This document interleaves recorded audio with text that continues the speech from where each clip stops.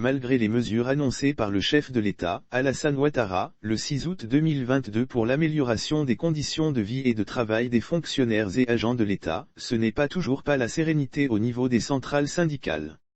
Le président de la centrale plateforme nationale des organisations professionnelles des secteurs publics et privés de Côte d'Ivoire, Théodore Gnagna Zadi, est accusé d'avoir voulu prélever 3,3% sur les retombées financières des dites mesures. Ce dernier entend se tourner vers la justice pour des propos et écrits diffamatoires en son encontre. J'ai même ri quand j'ai lu sur certaines plateformes que Zadi voulait prélever 3,33%, ce qui est par ailleurs faux et même pas faisable et envisageable. Cependant, je note depuis peu que des propos qui ne sont pas de moi me sont attribués ça et là. J'ai pris connaissance des faits et des auteurs.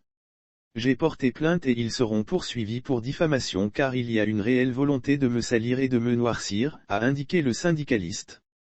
Les prochains jours s'annoncent mouvementés au sein des centrales syndicales. Malgré les mesures annoncées par le chef de l'État, Alassane Ouattara, le 6 août 2022 pour l'amélioration des conditions de vie et de travail des fonctionnaires et agents de l'État, ce n'est toujours pas la sérénité au niveau des centrales syndicales.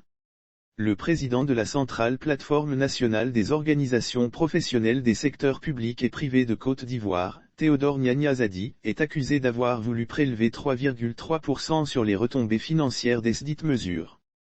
Ce dernier entend se tourner vers la justice pour des propos et écrits diffamatoires en son encontre. J'ai même ri quand j'ai lu sur certaines plateformes que Zadi voulait prélever 3,33%, ce qui est par ailleurs faux et même pas faisable et envisageable. Cependant, je note depuis peu que des propos qui ne sont pas de moi me sont attribués ça et là. J'ai pris connaissance des faits et des auteurs. J'ai porté plainte et ils seront poursuivis pour diffamation car il y a une réelle volonté de me salir et de me noircir, a indiqué le syndicaliste. Les prochains jours s'annoncent mouvementés au sein des centrales syndicales.